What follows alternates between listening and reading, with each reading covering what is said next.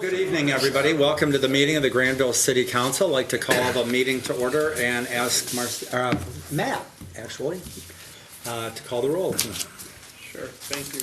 Council Member Gelderlos? Here. Council Member Maringa? Yeah, here. Council Member Nordic? Here. Council Member Steenstra? Here. Council Member Troost? Here. Council Member Vanderwall is absent, and Mayor Mas. Here. Well, the scheduled pastor I don't see tonight, so I've asked Councilmember Nordhook to lead the invocation. So I'd invite you to stand if you want, if you wish. And for the invocation, we're going to follow that with a pledge of allegiance. Heavenly Father, we come to you tonight first in the spirit of thanksgiving as we are given a taste of the nicer weather and the sun that awaits us as summer is coming.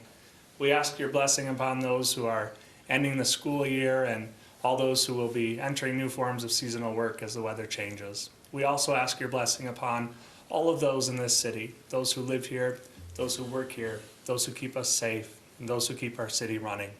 We have so much to be thankful for here in the city of Grandville, and we are ever mindful of those blessings. Please bless this council tonight. Help us to act with civility and to pursue what is good for the residents of our community. In Jesus' name we pray. Amen. I pledge allegiance to the flag of the United States of America and to the republic for which it stands, one nation, under God, indivisible, with liberty and justice for all. Thank you very much, Justin. Appreciate it. You have before you the agenda for tonight's meeting. Is there a motion to approve the agenda? Support. Motion support. Any discussion? All those in favor of approving, please say yes. Yes. Any opposition, please say no. Before I forget, Councilmember Vanderwall was planning on being here, but because of flight delays, he was out of town. He is not going to be here, and he's asked to be excused. Is there a motion to excuse him? Support. And support. Any discussion? All those in favor, please say yes. Yes. Any opposition, please say no. Okay, we also have the minutes from our last meeting, April 25. Had a chance to review those. Is there a motion to approve those minutes? So moved. Support. Support. Any discussion, comments, questions? All right. All those in favor of approving those minutes, please say yes. Yes. Any opposition, please say no. And then we also have the presentation of bills, kind of a modest amount compared to what we usually have. We're going up and down, Yeah. up, alternate, so wait till the next time. Okay, yeah. It all kind of works, evens out, doesn't it, I suppose? Especially with the construction coming up. Oh, yeah.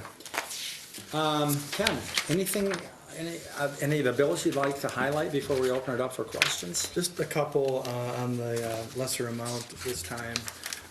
First on page 5, the Michigan pavement markings bill. That's for the annual painting, striping, re-logoing of city streets, but it's only a partial one. There'll be another bill because this is only reflective of a portion of the work being done so far.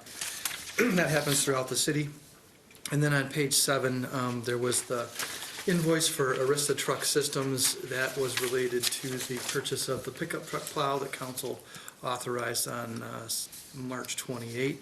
Now received and ready to go just as it gets warm, I guess. So, but other than that, I had no other comments, Mr. Mayor. Just happy to answer any questions. Sure. Any questions for Ken about any of the bills? Okay, I don't see any. So is there a motion to approve the bills tonight in the amount of $184,364.43? So moved. Support. Any other comments or questions? Matt, would you call the roll, please? Sure. Councilmember Gelderlos? Yes. Councilmember Maringa? Yes. Councilmember Nordic? Yes. Councilmember Steenstra? Yes. Councilmember Troost? Yes. And Mayor Mas. Yes. It's time for public comment. Is anybody here tonight that would like to make public comment? Just come on up, or Usually it's me first. and just give us your name, address, and tell us what you're thinking about tonight. Well, it's kind of a personal matter, but it's a city matter too. My name is Laura Ann Sarah, and some of you here know me. And I did send a couple of emails to the city. I couldn't find your address. Okay. Anyways, I live at 3354 Fayette Avenue Southwest. I'm at the very end of the cul-de-sac there, right next to the Ball Diamond at Wedgewood Park. And there's a city fence there. It's a chain link. And I've been there 25 years. And that chain link has had beautiful, natural privacy fence because it has grape leaf vines all over it. Well, the city has snipped all the grape leaf vines, so no grape leaves will grow now. And I'm heartbroken because as much as I love Grandville and as much as I love to watch the people in the park, I also kind of like my privacy because my deck is right there. And I had those beautiful grape leaves. And I could sit on my deck in my house coat and nobody could see me, and I could, listen to the goings on. And I'm requesting that the vines stay, even though they're all snipped. I'm angry too, a little bit.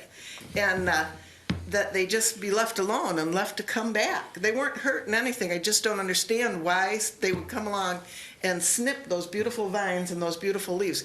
Plus, I eat them, the leaves. I know that sounds weird, but I'm Lebanese heritage, and we make the stuffed grape leaf vine leaves with rice and lamb in them. So I go out and I pick what I wanted, nice and fresh, better than buying them in a jar. Well, anyway, so that's it. That's all I've got to say. So if you take it under consideration to leave the vines alone, also I'm sorry, that wasn't it. The vines are on my side of the fence, the roots, they're actually trunks. So they've been there forever and ever and ever. And it just broke my heart to see that nothing's coming at them now. And I looked up close and me and my neighbors walked up and down and saw they were all snipped. That's all. Thank you for your time, gentlemen. Thank you. Thanks, Laura. Thanks for letting us know. Anybody else have any comments they'd like to make to the council tonight? Kyla? Caroline? Okay. Next item is a public hearing, which is, it's set for 7 o'clock. We can begin then. This is on the upcoming fiscal year budget, 2022 to 2023. And Tammy, you've got a presentation ready for us. I do. So this is a good overview of what what the council has decided over the last couple of budget meetings. And we'll talk first about the general fund revenues. The proposed millage rate is 11.05, which is no change from the 2021 fiscal year. How that was allocated is that the general fund will be receiving 7.1 million, street funding will be at 830, and the capital improvement fund is receiving 430,000 of the tax revenue. The property taxable value increase, there was a cap at the state level for of 3.3, but it increased 4.77% overall. That's mostly due to additional taxable value from sales and uncapping, and there was some, additions in new construction. On the state shared revenue side, it's projected, the state estimate was 1.543, which was an increase of 134,000. Majority of that was due to the population increase, and there was a slight increase in the constitutional portion of the revenue sharing, but the state did not or has not released a breakdown of the two yet. Let me get back there. And then with the court and probation, we share the probation and portions of the court expenses with Walker. There was no change in the split this year. It stayed at the 60-40. 60% will be paid by Walker and 40% will be paid for by Grandville. Although the court revenue was reduced again this year by another $39,000 from the prior year. And this next slide just shows what we were talking about with the capping. And this is the difference between the taxable and the equalized value within the city. There was a 4.2% increase in the taxable value, a 6% increase in SEVs. And if the values were to match, it would bring in about $2.4 million more in revenue for the city. And this just shows a property tax bill breakdown The average home in Grandville has a taxable value of $78,000. And this just shows a breakdown of where the taxes go, how it's split out, and it highlights that the city of Grandville receives from this $3,100 tax bill $867 a year. So on average, for less than $75 a month, the citizens are getting police, fire, parks, library, sidewalks, streets, elections, planning, code enforcement, and more. And then if you look at your total tax dollars, so we saw that the $3,100 per year is pretty much so what the average homeowner pays. And this is how the money actually gets divided out. The schools get 45%, the city of Grand gets 28%, Kent County gets 16%, Grand Rapids Community College and the transit get about 4% apiece, and then the library gets 3% of the tax dollar that is paid to Grandville. This next slide just shows the general fund revenue by source. The big thing is here is it shows that property taxes are 70% of our revenue for the general fund, and the state shared revenue is at 14% this year. So total 80% of our general fund budget comes from those two income sources. For the general fund operating expenditures, this just kind of gives a breakdown of the personnel changes that happened for the city. We did have in the budget this year, a new police cadet program. It's actually starting in June this year, and the first year was funded by a grant from the Weller Foundation. Next year, if it goes well this year, Paul budgeted for a training program for 2 seasonal employees to work throughout the summer, hoping to, incentivize the officers to end up working in Grandville when they're through their schooling and stay with the city after that's done. There was a part-time administrative position at DPW that was added this year. Like we talked about in the meetings, that was mostly to cover sick and vacation hours and to train for the succession. The administrative position in the manager's office is remaining vacant and was not budgeted for this year. The increase for health insurance cost, the city's cost is budgeted to increase by 7.5%, and any additional cost will be paid by the employees due to the hard cap with the state of Michigan that we budget with. This is for 2 plan years. Because we're in a 15-month plan year right now, it will cover for the increase for 22 and 23. There was $835,000 MERS required contribution for pensions.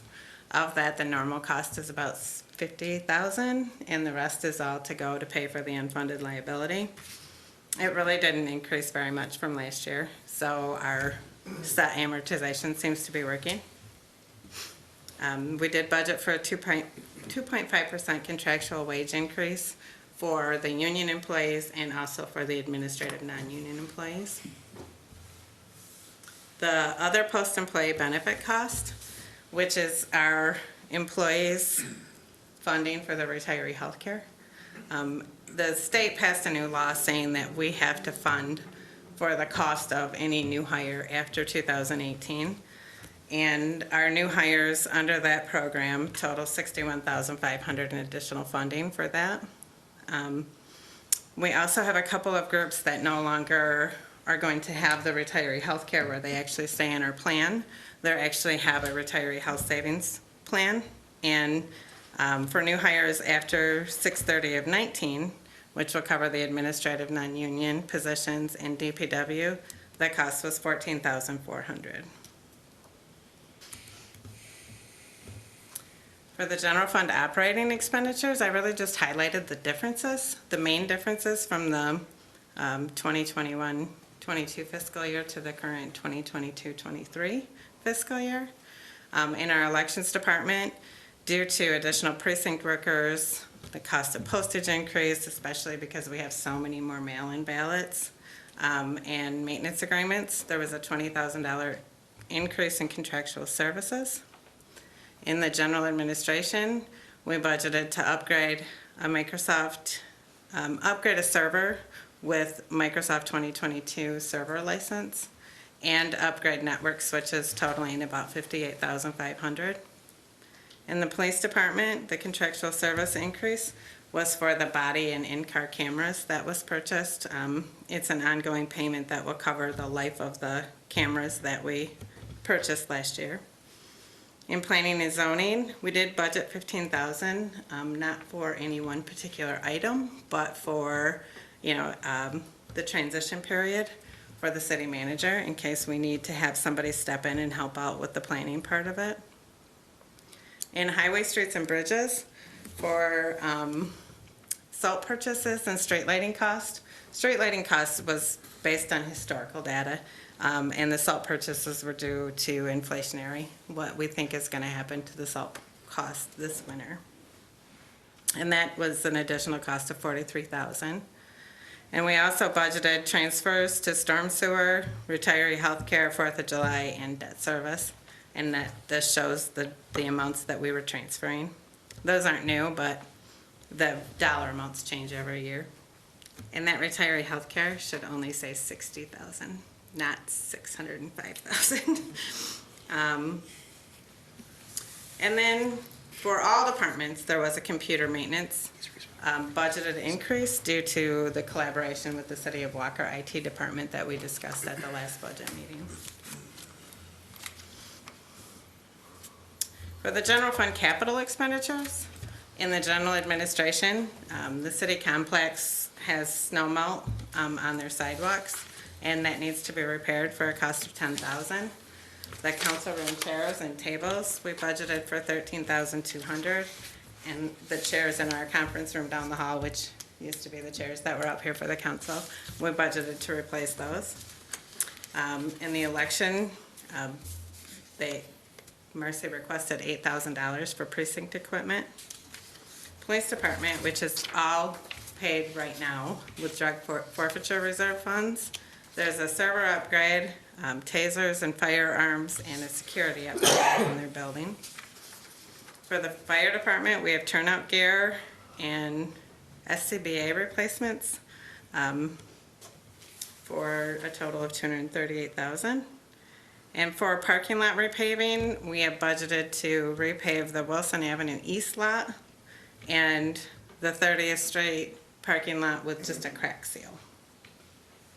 And then at the DPW, there was a cold storage LED motion lighting upgrade budgeted for $5,000.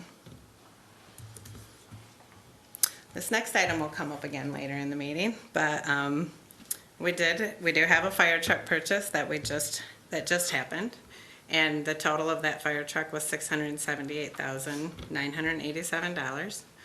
We are in the process of completing the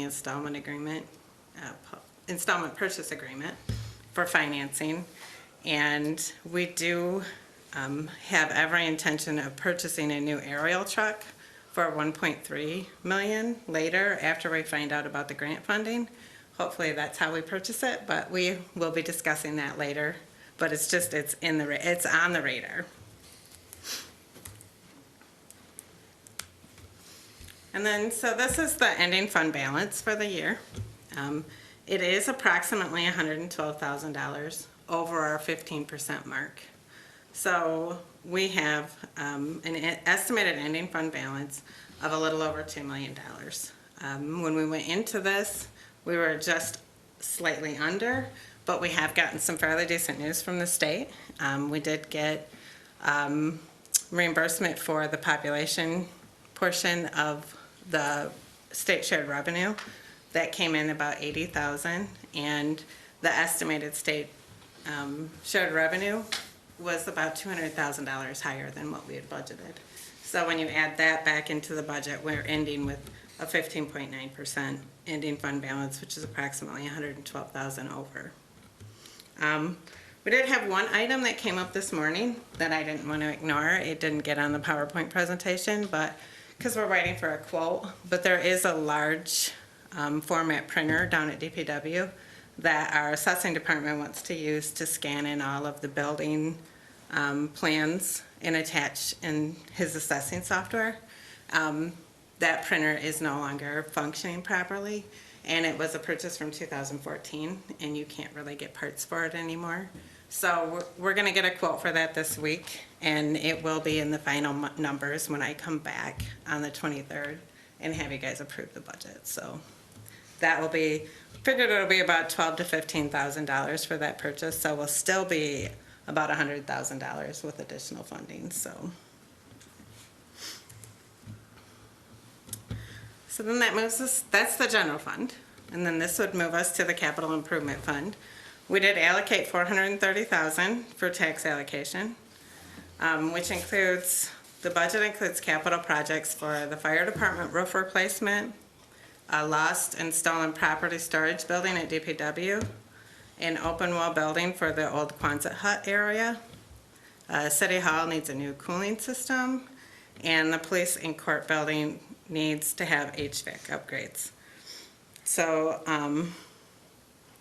with all of those expenditures and after the tax allocation, it'll leave that fund with approximately $6,000 in fund balance at the end of the year. For the special project fund, there was budgeted expenditures of $235,000 for the Mill Race Park Grant Match, the Heritage Park Walkway and Floating Dock Project, Heritage Park Basketball Court and Parking Lot Pavement, the upgrade to the South Elementary Tennis Courts, those are going to be upgraded to pickleball courts, and the replacement of the horseshoe pits at Wedgewood Park, and those again will be replaced with pickleball courts. And that will be paid for with ARPA funds. That will be allocated to this fund as needed to complete that project. And that also was the reason why there wasn't that 0.2 millage allocation to this fund that we normally do every year. And then we had the mini grant funding of $15,000 for hopefully the people who decide to come forward and ask for these grants, which leaves us with a projected ending fund balance of $159,168. And we know there's a long list on the Park and Rec Board's wish list, projects that even council would like to see done, but that money will be there to allocate towards those going into the following year. In major streets, we had a property tax allocation of $330,000. The road projects include Ivan Rest 28th to Prairie, and that's in conjunction with the water main project. Fairlanes, Chicago Drive to 36th Street, and Prairie, Ivan Rest to the east city limits. The signal upgrades is new this year. There are several intersections that need signal upgrades, and the first one to be budgeted for is the one at 30th and Ivan Rest, which will be in conjunction with that whole project that's going on when the street work is happening, straighten the water mains. The next slide shows how the major streets have been funded since the 17-18 fiscal year. The first column, the one in black there, is the property tax allocation that has been allocated from the general fund to major streets. The dark blue is the state grant funding. That's the last column. The 2018 to 2020 state grant was for Ivan Rest from Prairie to Rivertown. And then the 2021-22 and was that will help pay for the Chicago Drive project that's happening right now, and then also out in Rivertown, Wilson, south of Rivertown. And then next year, the state funding will go to help pave Ivan Rest from Prairie to 28th Street. And then the middle column is the Act 51 revenue that the state, major street gets from funding for the state, from the state. And you can see a nice little steady increase, especially after the 17-18 and 18-19 year. It started to take a nice bump up every year. This is also based on population, so that will continue to grow with the new census numbers. Well, population and mileage of streets, I should say. That's also included in the calculation.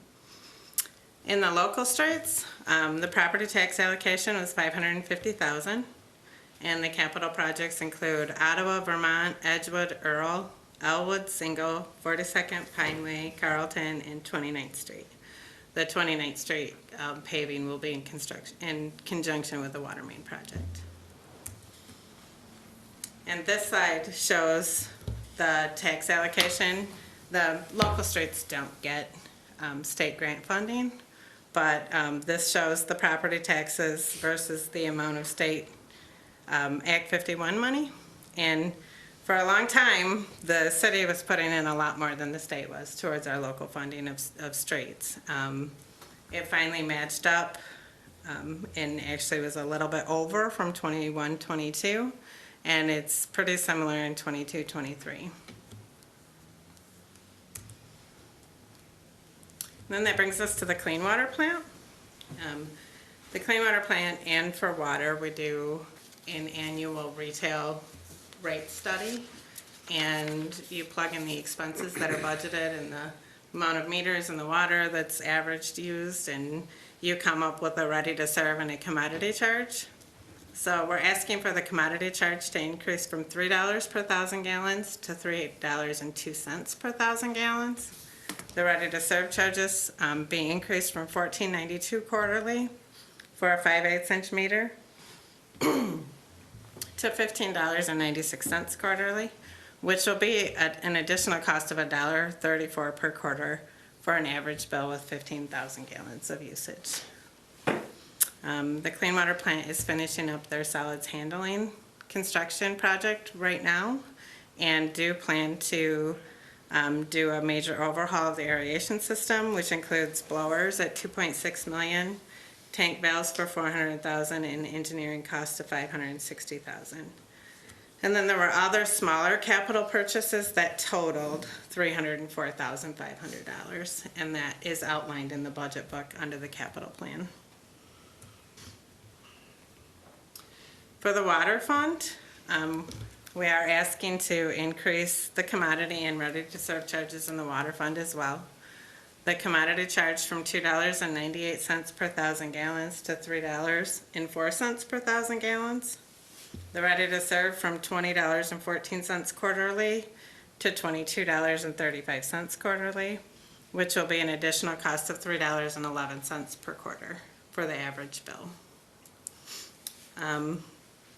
The major capital projects and purchases that we have budgeted this year are the Harvest water main replacement, the Marine water main replacement, 29th Street water main replacement, and Ivanrest water main replacement from 28th Street to Prairie. And that will be split over the next 2 fiscal years. And then we have a continuation of the program for the meter replacements of $100,000 budgeted. It's going pretty good. 36% of the total residential meters have been replaced. So that's 2,009 out of 5,514 meters.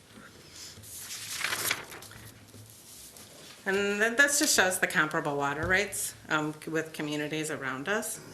And you can see Grandville falls right in the middle there, with their proposed rate would be $129.21 a quarter for a person who uses 15,000 gallons of water. The rates that are being used are for the 21-22 fiscal year for all the other municipalities, so that does not incorporate any rates that they may have increasing this year. And with Wyoming, their residents pay almost 1.5 mils for water and sewer improvements, which would be approximately $30 per quarter for an average household. In the motor pool, we have capital purchases we have 2 marked patrol vehicles, dump truck with equipment, 2 pickups and plows for the DPW, pickup plow replacement, a new dump for one of the plow trucks, and then a mobile protection unit, which is actually going to be a conversion of one of the old dump trucks into a mobile unit that we will be able to bring out to accidents or when they're doing road work and protect our employees from having people crashing into them or their cars. And that conversion will be about $55,000. And then we have an air compressor for $9,500. So that's that's just the overview of everything that we've talked about at the budget meetings. And I'd be willing to answer any questions or take any comments that anybody might have. I'm thinking, council, if you're okay with it, we'll take some public comment, if there's any, and then we'll come back, and so we could either address those comments, or you could, and then we can open it up for questions. Okay, and then we also have a short slideshow for some fees that we're asking to incorporate into the, we'll go through this first before you open it up to Okay. the public, because this will affect the budgeting. But, get it opened up here. So Tyler, our inspector at DPW, went and took a look at our utility fees. And the last time we've really researched the utility fees was in 2001. And he went and compared to local areas and the surrounding municipalities that use the same clean water system and the same water system that we do, and has come up with some proposals for fee increases for the utility fees. The first is a residential connection charge. The left side of the slide shows the current, the right side of the slide shows what the proposed numbers are. For the water connection, we currently charge $500, and he's proposing $1,500. Water inspection charges, we have $40 fee, and we are proposing for that to increase to $75. And we do a water meter exchange occasionally, very occasionally, from a 3/4 inch to a 1 inch, and the fee for that was $100, and we are asking for an increase to $200. And then we have residents who will ask to have their meter tested for accuracy, very occasionally. And we let them know right up front that if we test that and they find that the meter is accurate, that they will be charged $75. We send it to a third party to do the testing, and if the meter comes back and it's an accurate meter, they will pay $75. If it comes back and it was inaccurate, we can actually do bill adjustments for them, look back on their historical data. But I haven't seen one come back inaccurate yet.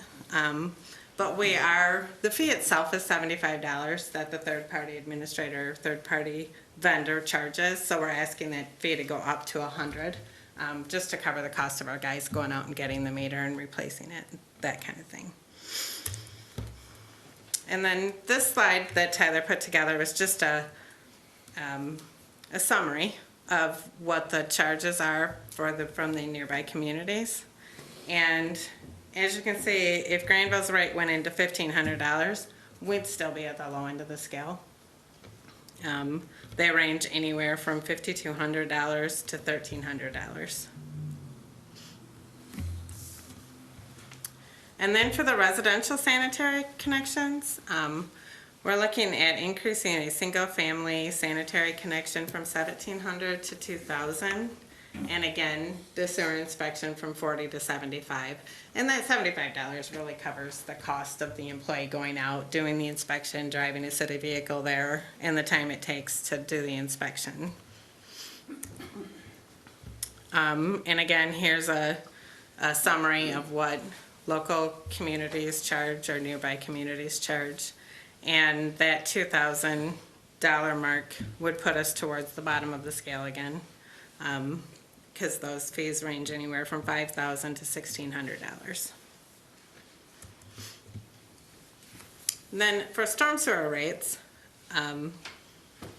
this is for commercial improvements. For residential, we want to keep it just a $400 flat rate.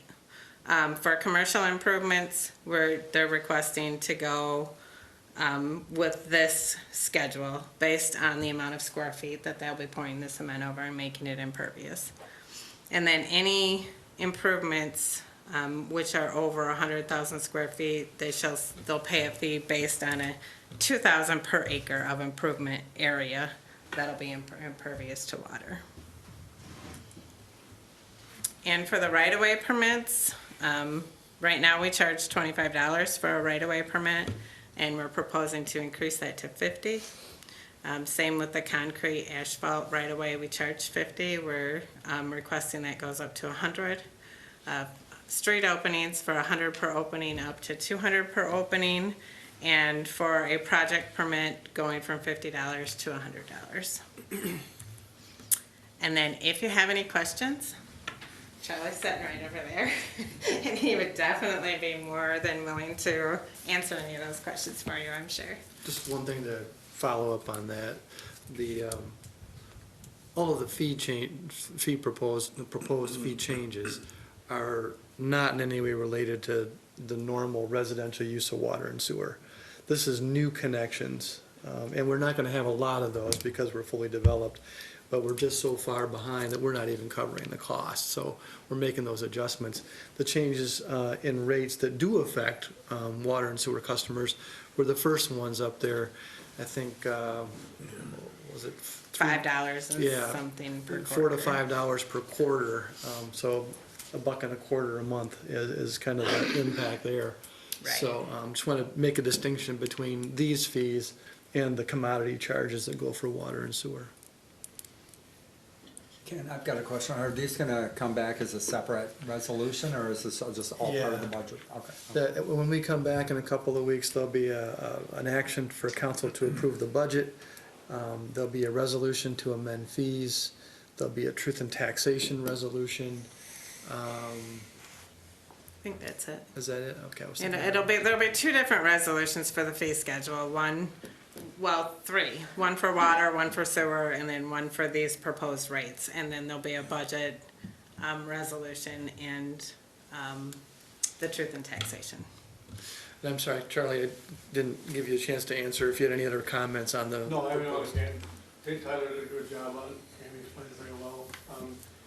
They haven't been raised in 20 years, 21 years, so doubling a lot of these still just gonna barely, keep us level. Randy, any Josh? Just want to make sure that the right-of-way fee for planting a tree gets changed and exempted in the fee schedule. Just thought I'd throw that out there. I will make a note of that to make Okay. sure that's not part of this case. Or if it's part of this fee schedule, we will say not for planting a tree, That's so. just, it's been back Okay, and forth thank over you. a year or two. Thanks for that reminder. Could you go back 2 slides and a couple questions? On this Yeah, one, yep. Not this one, not that one, that one. this So one? is that a new rate that would be proposed, or is there a current rate that's similar to that? Because there wasn't a comparison there. There is a current rate, And and does- it's $200 to start on the commercial improvement. Okay, and was then what there's a the- fee schedule like this for the Yes, current? yep, Do the- currently. I'm just curious, do these funds go to that stormwater trunkage? Yep, they go to the That's kind of storm our- sewer fund, yep. As we've talked before, we budgeted about how there's really not a revenue source for that per se, but this would help Right, if there were. yeah, and like I said, we have been charging for this all along, so any of the new development is paying this, but this would be what the new fee schedule would be. Because it's a one-time fee, once it's developed, there's no future revenue at that point to cover costs. Yeah, so for that residential, that'd be like new construction then too? That would Yes. be, Somebody's building a new Yeah, house, like you one pay home. that fee one yeah, time to offset the, okay. Then can you go to the next slide? I had a question there too. this one? Or the one before? That one, what is a street opening? Is that when you're taking out the curb to Yes. put like a driveway in or something? Okay. Thank you. I've lived in the same house for 35 years. Sold my first house to Ken. So is there a charge for when people move into a house, they buy a house for water and sewer hookup? No. It just gets transferred? Yeah. So Yeah. we're just talking, I think, I heard you say new New construction. construction, Got it. yeah. Okay, then if there are no additional questions, then we'll open it up for public comment and come back to you. Okay, let's open the public hearing. Is there a motion to open the public hearing on the budget? So moved. Support. Any discussion? All in favor, please say yes. Yes. Any opposition, please say no. Great. Anybody here tonight like to address the council on any of the matters, the public, for the budget for fiscal year 2022 to 2023? Tammy, you answered everybody's question. Great. All right, it's a motion to close the public hearing. So moved. Support. Motion support, any discussion? All those in favor, please say yes. Yes. Any opposition, please say no. Great. Okay, now, Tammy, anybody have questions for Tammy or comments? This is coming back in 2 weeks, right? Yes. Okay, for Yep, there adoption. won't be any further presentation unless Okay. there's a change in, like the one that we had talked about with the large printer, a large format printer, but there won't be another presentation. It'll just be dollar totals. That'll say, this is the general fund and this is each activity and it's budgeted in each activity, so. Questions for Tammy, comments? Okay. All right, thank you. Thank you very much. Next item on the agenda is under ordinances and resolutions. First one is the stormwater ordinance. Is there a motion to remove that from the table? So moved. Motion Support. and support. Any discussion? All those in favor of removing that from the table, please say yes. Yes. Any opposition, please say no. Okay, Ken, anything you'd like to add? I know we talked about it at length at the last meeting. Yeah, we had a presentation prior to that from Kira Decker at Elgro as well, so nothing has changed since it was introduced 2 weeks ago. It's the same document that you saw then. And as we mentioned then, this is the Kent County, master permit, so we really don't have latitude to adjust this. The same requirements are going into place, or in most cases have already gone into effectiveness in other communities in the city, or in the county that are what we call MS4 communities like Grandville. Okay, questions for Ken? Otherwise, is there a motion to adopt this model stormwater ordinance? This would be ordinance number 315. So moved. Motion Support. and support. Comments, questions? Matt, would you call the roll, please? Councilmember Merringa, Yes. Councilmember Nordhook, Yes. Councilmember Steenstra, Yes. Councilmember Troost, Yes. Councilmember Gaulos, Yes. and Mayor Mas. Yes. To follow that up, with your permission, we'll go and take something a little bit out of order, and it's under the city manager's report, the MS4 nested stormwater agreement with Grandville Public Schools. Ken, you gave some explanation in the memo. Anything else you'd like to? Yeah, this was separated on the agenda because it doesn't require an ordinance or resolution, but we, at the initial adoption by the city of an agreement to comply with the state's requirements for MS4s, the city council agreed to nest the Grandville Public Schools as part of our city permit. That's permitted under the law and it's requested by the schools. They don't have to necessarily to train people to deal with stormwater issues and how to deal with outfall issues, things of that nature. So Matt has made contact with the school district. They would like to continue to be nested under the city's permit. There's an agreement there in your packet that I think, Matt, is basically the same document that we. Correct. Yeah. Just updated with the new stormwater ordinance. Yeah. So all we would need is a motion to authorize that agreement to be including Grandville Public Schools as part of our stormwater permitting. Is there a motion to that effect? So moved. Motion Support. and support. Any discussion? Okay. Matt, would you call the roll on that, please? Councilmember Norhuck, Yes. Councilmember Steenstra, Yes. Councilmember Truist, Yes. Councilmember Gelderlos, Yes. Councilmember Merringa, Yes. and Mayor Mas. Yes. Next item on the agenda is to remove from the table and adopt the Chapter 17 Park and Recreation update some rules. That's ordinance number 316. We took a look at that a couple weeks ago as well. Is there a motion to remove that from the table? So moved. Motion and support. Any discussion?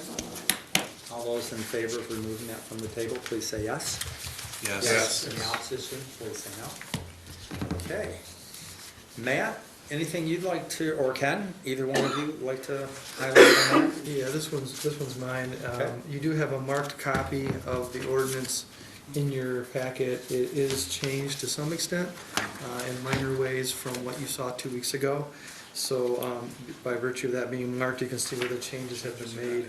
They really fall just into a couple of areas, some clarifications with regard to the dawn to dusk park hours, to make it clear that where we do have lighted facilities, those can still be used past dusk. Just makes it clear that they're not violating any park rule by being there at that time.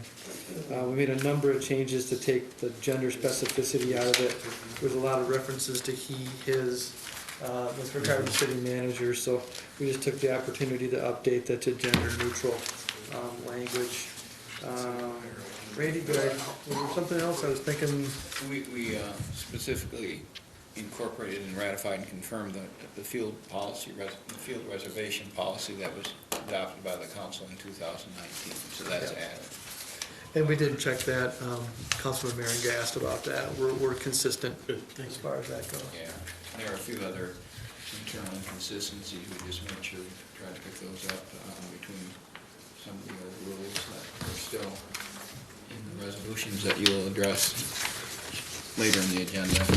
We've incorporated any of those rules that were part of the resolutions that were adopted in the past that were still applicable and made them part of this ordinance as well. And then you'll see later on in your agenda, we're repealing all of those old resolutions.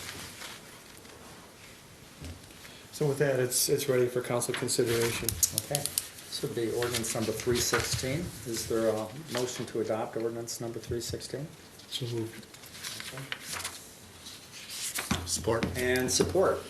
Any other comments or questions? Josh?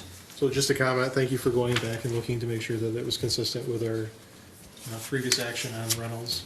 I did have one question on page 8, section 17-84, or 17-85, there was an edit there from 1 week to 3 days. Is that kind of as a result of that? Yes. That was a consistency issue. Okay. So would I be correct in saying now that this is pretty much comprehensive of everything in our ordinances and resolutions with the exception of the details around the rental facility? Because we've incorporated all the previous resolution That is very much the actions in here. intent, yes. So we're just kind of one-stop shop here for Parks and Rec pretty much from an ordinance perspective. That's correct. Okay, good. Thank you for your work on that. I think it looks good. Any other comments or questions? Otherwise, we have a motion and support. And Matt, would you call the roll, please? I'm sorry, I didn't get the motion and support. That was the motion. It was Josh and Okay, Justin. got it. Thank you. Yep. Thank you. Councilmember Steenstra, Yes. Councilmember Truist, Yes. Councilmember Gelderlos, Yes. Councilmember Merringa, Yes. Councilmember Nordhook, Yes. and Mayor Mas. Yes. Next item, I think, is one that shows just a fast work that Tammy has done in bringing something from idea to fruition in a couple of weeks. We skipped one there. We did? Number 3. Number 3. See, that's what happens when I don't wear my glasses. It's just the resolutions we have to. Oh, I'm sorry. It's related to the other one, yeah. Yeah, it's a repealing resolution on the old Park and Recreation. Yeah, it's rules. just an effort to, as Councilman Merringa was just asking, trying to get this all into one document, completely clean, no possible confusion.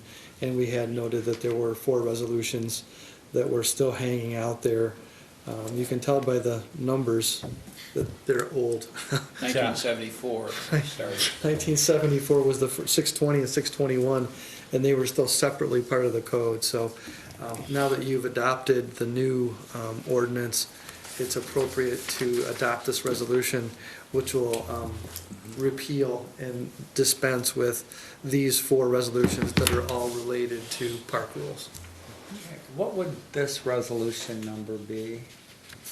Do you know that? 3273. 3273? Correct. Okay, is there a motion to adopt resolution number 3273?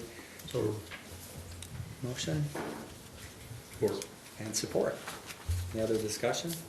I was just curious, do you know what the years were on those resolutions? 74 were the first 2, 74. and was it 95? I don't remember the, Spread- 95 was spread out probably the over- newest one of Okay, I was just of curious. the 4. When did you start? 77. Okay, so It predates me. A lot of history there. I mean, 30 years ago. Yeah, I was just curious. It's good to clean those up. yeah. All right, Matt? Councilmember Truist. Yes. Councilmember Gallows. Yes. Councilmember Merringa. Yes. Councilmember Norhuck. Yes. Councilmember Steenstra. Yes. And Mayor Mas. Yes. Now, Tammy.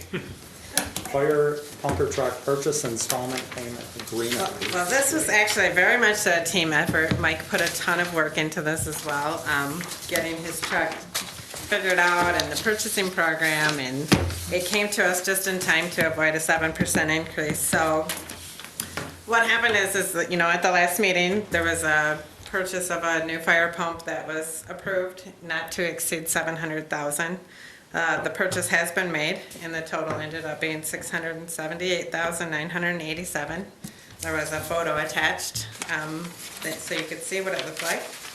And the pumper truck is already all assembled. It just needs to have a foam cell installed, and delivery is expected by the end of May. So then, this is where Vernon came in and Sue did an excellent job getting information back to me about the installment purchase agreement, which is a third-party agreement between the city, Hall Fire, and the bank. But when you use an IPA, the final payment must be made no later than 15 years after the terms of the agreement. So I contacted 7 local banks. Only 3 were interested in giving a proposal for a full 15-year term, especially with the interest rates being as crazy as they are right now.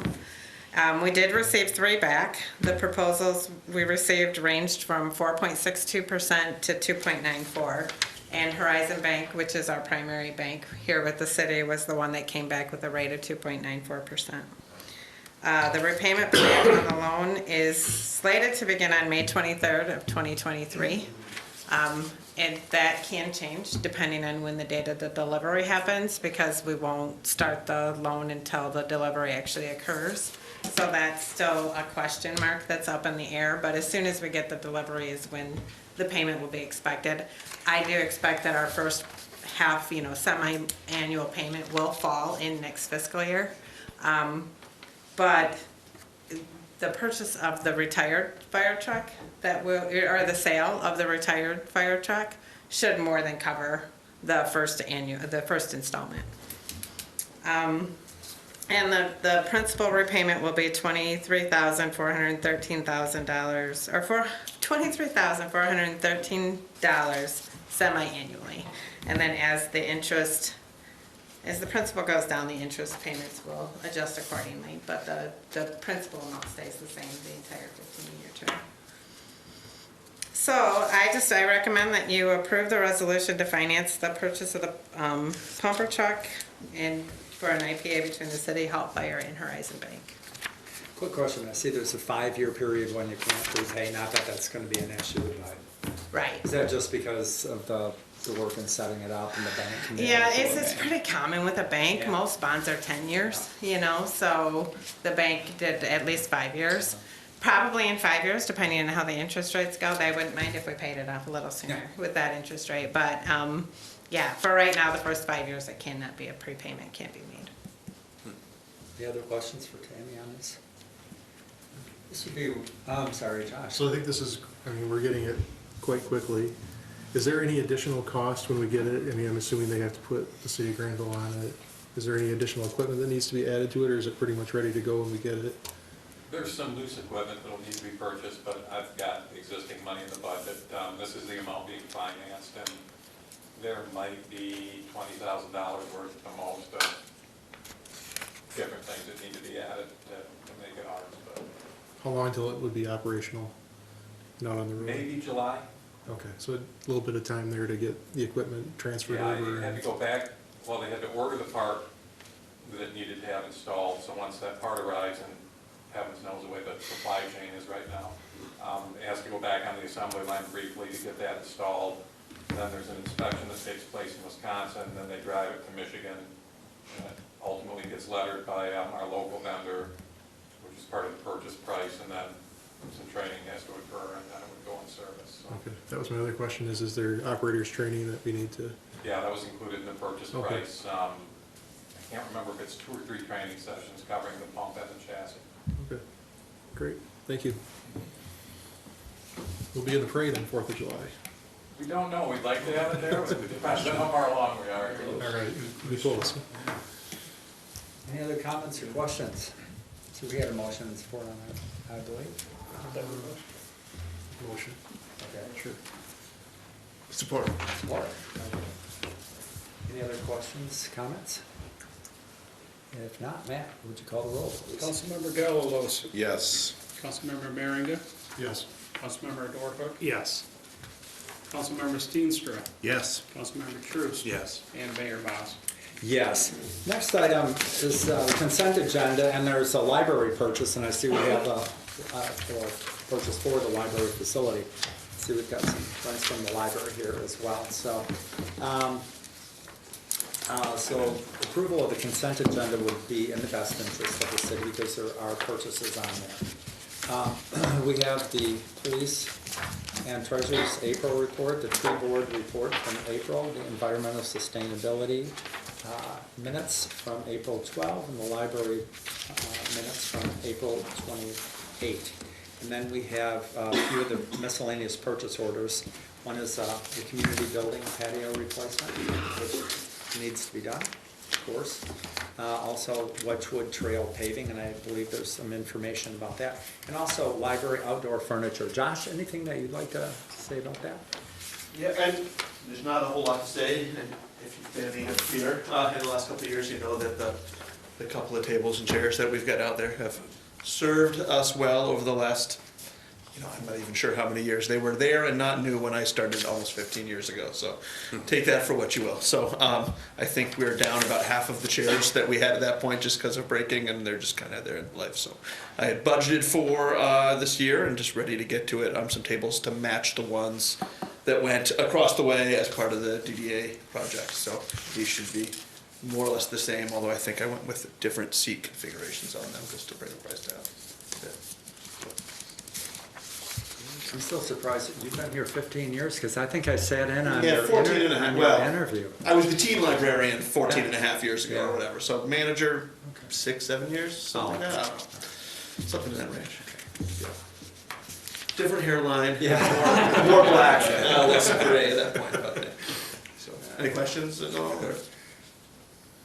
Question? I just had a question generally about the amphitheater. I don't know if it's a DDA question or if it's a DPW question, but with everything looking so nice and fresh around the library, I know the amphitheater looks like it could use a little bit of work with, if it's power washing with some of the pavers, there's some moss growing between them and some of that kind of stuff. Is there plans to do some refreshing of that area if we're gonna be getting new furniture and stuff too? I think it would be nice to do some. Yes, we're planning on power washing it, and Some also pavers are cracked contacting and- engineers, we're putting a pervious, the bricks are now, again, a pervious surface.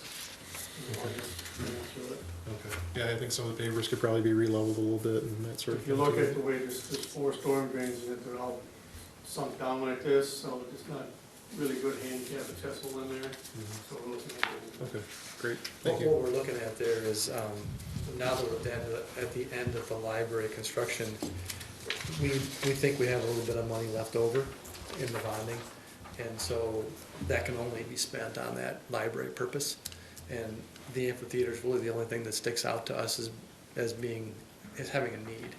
So we have talked about completely looking at that surface and drainage, and then that's when the conversation came up about maybe we can make it a green surface, you know, and make them pervious and collect less water if it's possible. So we're looking at that, and if we can make a project out of that, we'll be back to council on it. Okay. I mean, we expect it to be used a lot now with everything getting completed in downtown. It'd be nice to be able Yeah, we've already got fresh 3 and clean and new and family everything nights too. scheduled in June, so. Okay, yeah. good, thank you. Just had one comment too about the police report. It's always interesting, Chief. And please pass along our congratulations to Deputy Chief Feldman for getting accepted for the two-month program at the FBI Academy. That's pretty impressive. Please pass that. Yeah. Is any other questions, comments about the consent agenda? Otherwise, is there a motion to approve the consent agenda in the best interest of the city? So moved. Motion and support. Any other questions, comments? Matt, would you call the roll, please? Councilmember Merringa. Yes. Councilmember Nordhook. Yes. Councilmember Steenstra. Yes. Councilmember Truist. Yes. Councilmember Gettlelos. Yes. And Mayor Mas. Yes. And back to city managers report and the IT service collaboration agreement with Walker. Council had quite a bit of discussion on this at the second budget work session. We were approached by the city of Walker in the aftermath of working with them on getting them involved in the court's IT maintenance. Walker has its own IT department, and for a variety of reasons, we were interested in the collaboration there that would broaden our IT connection with that city beyond the court to the rest of the city as well. And Tammy in particular spent a lot of time on this, working with the IT folks at Walker. The managers were involved, and then ultimately our department heads all as well, reviewing how this arrangement might work and how it would serve their departments as well. So we're pretty excited about the possibility of having, I guess what I would call a dedicated IT department. It's not our department, it's Walker's, but they would staff up to be able to handle both communities. And it wouldn't be a situation where we would be competing with a multiple client list to get service. So it's much more dedicated, and the work would be prioritized based on need as opposed to one city versus another, or other situations or other factors. So the agreement that you've got before you was initially put together by Walker.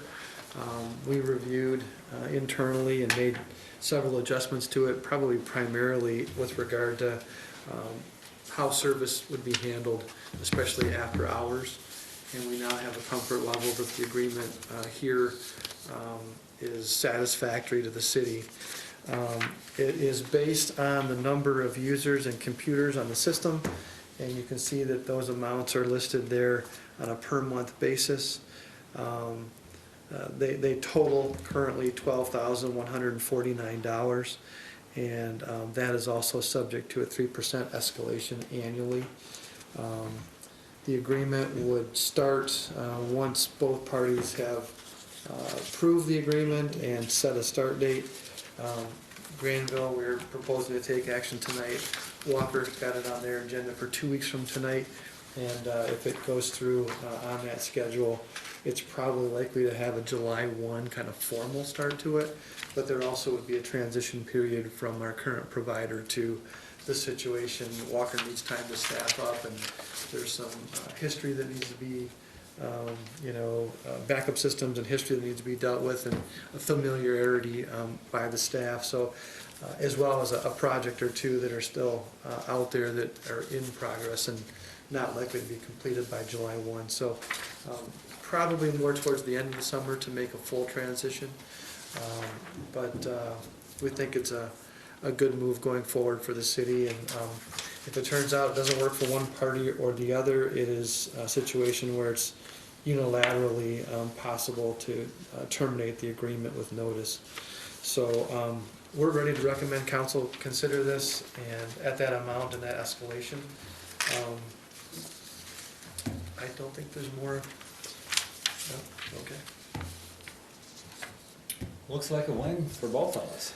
It's always nice to work with your fellow cities and to try to provide service to the citizens in the most cost-efficient manner. And we think this is gonna serve that way for both Walker and Grandville, and we are pretty excited about getting started on it.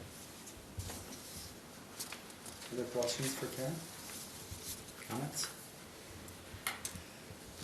Okay, is there a motion to authorize the mayor and the clerk to execute the information technology services agreement with the city of Walker? So moved. Support. Motion and support. Any other comments, questions?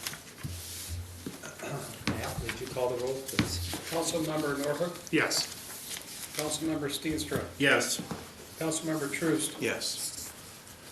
Councilmember Gellos, Yes. Councilmember Merringa, Yes. and Mayor Mas. Yes. Okay, residential property inspection contract. That is something that council actually approved in the budget a few years ago, and we started to work on, but it didn't get too far down the road. Initially, the private appraiser that we engaged to do a regular series of residential inspections and assessment for the city, the availability of that person was curtailed by a significant margin and never really got off the ground, and then that was followed closely by COVID, which kept things a little tough as well. But we do have money budgeted in the current fiscal year and in the next fiscal year if council approves the budget in the way that it's been presented tonight in 2 weeks. So this is something that we are required to do by the state of Michigan, is to annually address reassessment of about 20% of our properties, or reappraisal of about 20% of our properties.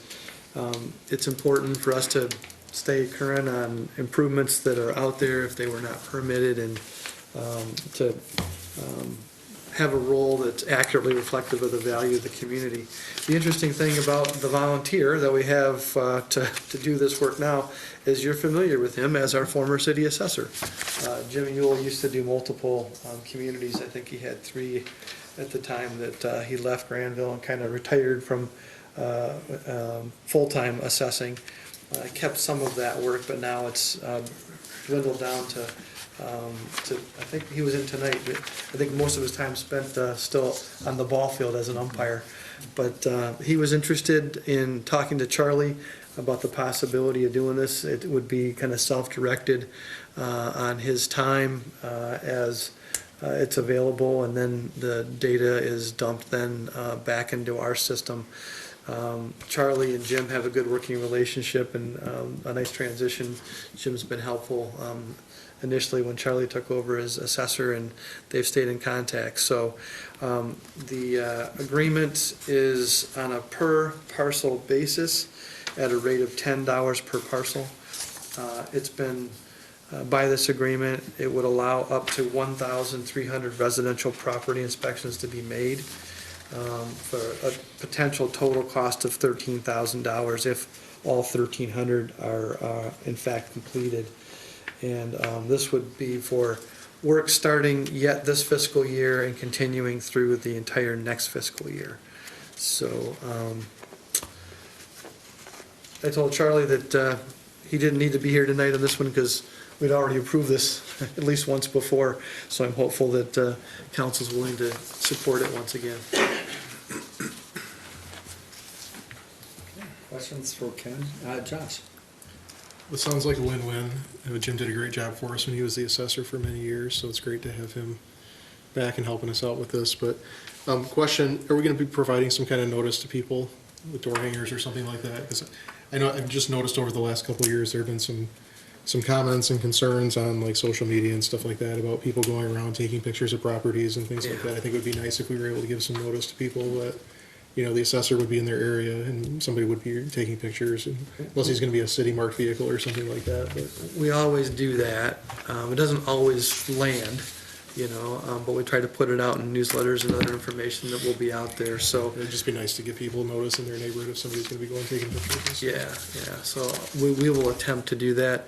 I won't say that that's gonna inoculate us against future social media comments about people taking pictures. There's a, you know, a certain nervousness about Yeah, that. not that Jim looks suspicious or anything like that, Yeah, but just people sometimes wonder when somebody's wandering the neighborhood. yeah, no, we will definitely do that.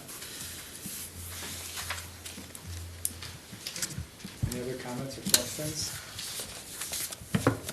If not, is there a motion to approve entering into the residential property inspection agreement with Jim Ewell?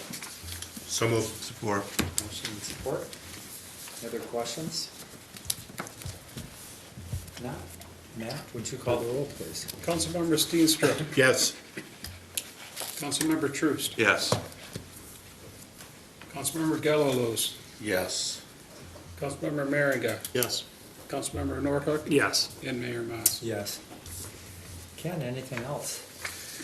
You know, the only thing I probably would point out in your packet that is miscellaneous because it was on the back, but the clerk's office did include a, we don't get restaurant type reviews, but we got reviewed a little bit here. So there was a nice comment from a resident who had an issue prior to the spring election and went online and left a very positive comment about our clerk's office accommodating his needs. So just want to make sure that that doesn't get overlooked. Other than that, Mr. Mayor, I don't have anything else. Okay. Let's see, you have requested a adjourning to a closed session for the purpose of collective bargaining Yes. with the Clean Water Fund or the environmental. Granville Environmental Employees Okay. Association. So we'll go around for council member comments. Paul, start with you. I don't think, lots of voting tonight, and we did it without Marcy. That's pretty tricky, Matt. I thought you did a great job. And, other than that, no, I think. Tim? Just a couple things. Tammy, thanks again for all your work on the budget and for department heads and putting it all together. I know all the work and time that goes into getting a budget, and we're there, so good deal.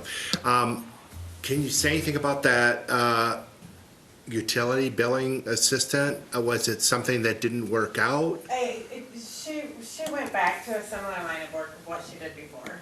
Okay. And she was there for 17 years, and a competitor called her and offered her a job with a little higher pay, a little more time off, and 4 days a week, and she couldn't say no. Okay. So, And you can go back to your pool before, or, I think I read we were gonna repost it. yeah, we reposted it. It closes today. Okay. So we'll be going over applications tomorrow. Okay. And then, Charlie, about this comment from Laura tonight, I mean, do we just routinely go through and clean things I up? haven't spoke to the people who would have done it yet. What's So that? I need to speak to the parks people who will help cut those off, and I will address that. Ask them why they did it. Okay, good, thanks. Justin? All right, I just wanted to acknowledge the nice improvements to the senior center that were here. We had talked about a few weeks back about maybe looking at how we can improve the senior center, and maybe this is a good start in that direction. I like the IT partnership with Walker, and I know that the Historical Commission particularly has some needs and desires that they'd like to do as far as IT are concerned, and so I think this is a great opportunity to have that through the collaboration. And then I just wanted to acknowledge Josh's work for reaching out to MML as we look at the city manager search and how we might accomplish that, and I just want to express my support for that. So thank you very much for doing it. Thank you. Josh? Yeah, I was just gonna say, we had an invite a week or so ago from Lois Ritma to attend the Senior Neighbors annual luncheon at Meyer Gardens. It was nice to be able to attend that. I know that invitation's gone out a couple of years now, and they haven't done it for a couple of years, but I was fortunate to be able to attend, and it was great to hear about the work that Senior Neighbors is doing, you know, not just at the Grandville Center, but in various centers around the community, and, you know, really the value that that brings to our senior communities, and, whether it be food or different kinds of assistance with different services, or even just promoting community and an opportunity for seniors to socialize and to get together. Nice presentation. And then they talked also about how the senior population will really just be increasing exponentially over the next 10 or 20 years pretty significantly, and how the services that are going to be additionally, there'll be additional needs there for that and stuff. So just want to say thanks to Lois for the invite, and I'm glad to be able to attend that and learn more about senior neighbors and the work they're doing, and very important, helpful work to the community and our seniors. So thank you. Randy? No comments tonight, thanks. Okay, well, just to follow up on Josh's comment about the seniors and the number of people who are getting older, I'm part of that group, and it's called the Gray Tsunami is coming, so brace yourself. Yeah, I know.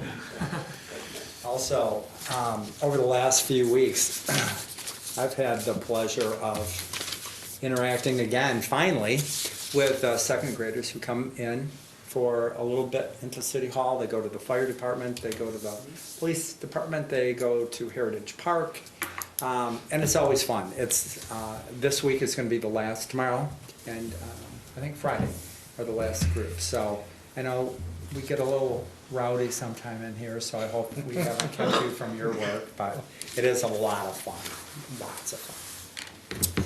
So with that, is there a motion to adjourn to a closed session to discuss collective bargaining? Support. Support. And Matt, would you call the roll for that, please? Councilmember Troost, Yes.